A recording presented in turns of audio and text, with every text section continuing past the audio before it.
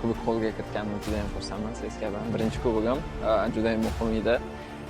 Sborniydan oldin kubok yutish, chunki kayfiyat baribir yaxshi kelsa, o'yinga ham ta'sir qiladi va muhim o'yin oldidan bu qo'shimcha kayfiyat va kuch beradi. Terma jamoa bilan ancha yig'inlar o'tkazganman.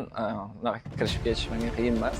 Hammasi bilan tanishman va hammasi yaxshi qabul qiladi. Oldimizda muhim o'yin kutib turibdi 5-kuni. Biz tayyormiz. Eng muhim o'yin oldidan jangovar kayfiyatda jamoani nastroyi ham Xudo xohlasa oldimizga qo'yilgan vazifani bajarib, Jahon chempionati yo'llanmasini qo'lga kiritamiz inshaalloh.